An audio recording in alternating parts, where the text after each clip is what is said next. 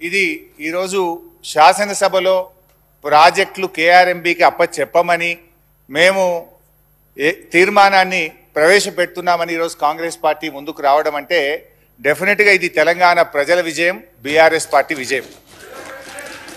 మేము రేపు నల్లగొండలో సభ పెట్టినాం గనక ఇవాళ ముందు రోజే సభలో తీర్మానం పెట్టి వాళ్ళు చేసిన తప్పులను సవరించుకున్నందుకు సరే ఒక్కటైతే సంతోషం. అట్లీస్ట్ ఇవాళ మేము గొంతెత్తి నల్లగొండలో సభ పెట్టినందుకు ప్రభుత్వం స్పందించి మేము ప్రాజెక్టులు అప్పచెప్పబోము అని ఒక తీర్మానం చేయడం అనేటువంటిది మేము దానికి సంతోషం వ్యక్తం చేస్తున్నాం. అయితే తీర్మానం గురించి మాట్లాడేందుకు ముందు అందులో ఒక 2-3 అంశాలు తీర్మానంలో మాకు సీరియస్ అబ్జెక్షన్స్ ఉన్నాయి.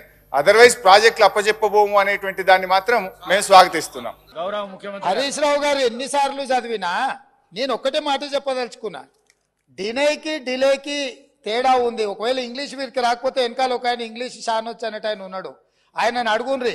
సింపుల్ గా దీంట్లో ఏంది, you are also aware of the fact that both the states have agreed in principle to hand over the control of common projects, i.e. Srisailam and NSP ante Nagarjuna Sagar project, in terms of gazette notification dated 15/7/2021. 15/7/2021 la ప్రాజెక్టులు ఏవేవి ఎట్లా hand over చేయాలనో complete గా gazette notify చేసింది అధ్యక్ష 15/7/2021. తర్వాత ఏమన్నారు వారు, but for want of finalisation of operational protocol of both dams handing over process being delayed. దీని అర్థము మేము కొన్ని కార్యక్రమాల వల్ల దీన్ని అప్పచెప్పడానికి కొంత ఆలస్యమే అయింది తప్ప మేము దీన్ని ఎక్కడ వ్యతిరేకిస్తలేము. మేము కేఆర్ఎంబీకి అప్పచెప్పడానికి సిద్ధంగా ఉన్నాము. ఈ లోపల ఆంధ్రప్రదేశ్ నుంచి వాళ్ళు పోలీసులతో వచ్చి దాన్ని పొజిషన్ తీసుకున్నారు. దీన్ని తక్షణమే మీరు పరిష్కరించండి అని చెప్పి మీరు కేంద్ర ప్రభుత్వానికి లేఖ రాసి డిసెంబర్ 1 నాడు 30 తారీఖు నాడు పోలింగ్ జరిగింది, 3 తారీఖు నాడు ఫలితాలు వచ్చినాయి. 1 తారీఖు డిసెంబర్ నాడు స్పష్టంగా ఆనాటి ముఖ్యమంత్రి మరియు సాగునీటి పారుదల శాఖ మంత్రి కల్వకుంట్ల చంద్రశేఖరరావు గారు, వారి ప్రిన్సిపల్ సెక్రటరీ, సాగునీటి పారుదల సెక్రటరీగా అఫీషియల్ గా వీళ్ళు లెటర్ రాసి ఇన్ని రోజులు ఇన్ని నీతులు చెప్తున్నాడు కదా, ఇన్ని రోజులు మా స్మితా సబర్వాల్ గారు ఈ రకమైన లేఖ రాసిండ్రు, మా ప్రభుత్వ విధానము అని ఎప్పుడైనా చెప్పినా ఈరోజు ఉత్తమ్ కుమార్ రెడ్డి గారిని లేఖ తీసుకొచ్చి బయట పెట్టినాక ఇప్పుడు మాట్లాడుతున్నారు ఏంది, అవును మా స్మితా సబర్వాల్ గారు లేఖ రాసిండ్రు, మా ముఖ్యమంత్రి గారి ఆలోచననే ఇది అని. ఇప్పుడు నేనేం అడుగుతున్నా అధ్యక్ష అంటే వీళ్ళ బాధ ఏంది అసలు, ఇప్పుడు అప్పచెప్పొద్దనా వద్దని మేము అన్నప్పుడు తీర్మానం చేసినప్పుడు చర్చలకు శశపిశలకు తావెక్కడిది, 100% ఈ ప్రభుత్వం ప్రతిపాదించిన ఉత్తమ్ కుమార్ రెడ్డి గారి సభలో ప్రవేశపెట్టిన తీర్మానానికి అన్కండిషనల్ గా మేము మద్దతు ఇస్తున్నాము. పదండి ఢిల్లీకి పోదాం కొట్లాడతామని వాళ్ళ నోటి నుంచి వస్తలేదు ఎందుకు అధ్యక్ష? అసలు వాళ్ళ నాయకుడు ఎందుకు రాలేదు, ఎందుకు ముఖం చాటేసిండు అంటే ఈ రోజు ఇక్కడికి వస్తే వీళ్ళకి ఎవరికి విలువలేదు అధ్యక్ష. పార్టీలో వీళ్ళ మాటకు విలువలేదు, మనుషులకు విలువలేదు. పార్టీ యజమాని ప్రతిపక్ష నాయకుడు వారు వచ్చి మాట్లాడాలి ఇక్కడ.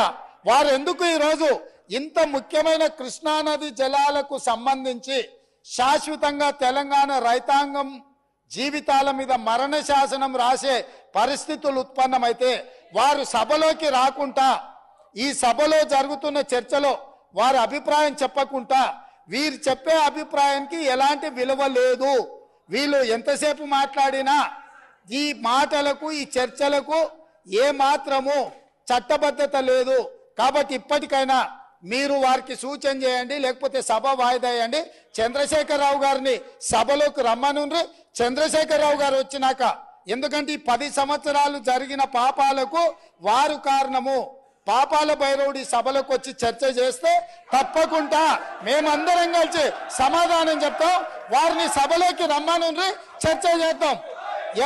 ఎవరు తప్పు చేసిండ్రు, ఎవరు తెలంగాణకు అన్యాయం చేసిండ్రు, ఎవరు తెలంగాణకు రావాల్సిన కృష్ణానది జలాలలో వాటాలను ఎవరు తెగ నమ్ముకున్నారు, ఎవరు చేపల పులుసుకి అలసిచ్చిండ్రు, తెలంగాణ నీళ్ళ దోపిడీకి వారి సభలోకి రమ్మనుండి. చంద్రశేఖరరావు గారి సభలోకి వస్తే ఎంతసేపు అయినా మీరు మైకి అండి అధ్యక్ష. వారికి వీరికి ఏ అధికారము, ఏ హక్కు, ఏ అవకాశం లేదు. కాబట్టి చంద్రశేఖరరావు గారు ఈ సభలోకి వచ్చి వారు మాట్లాడితే ఇవ్వండి, ఇక వారు మాట్లాడడానికి ఏమీ లేదు, వారు చెప్తే వినడానికి కూడా ఏమీ లేదు అధ్యక్ష.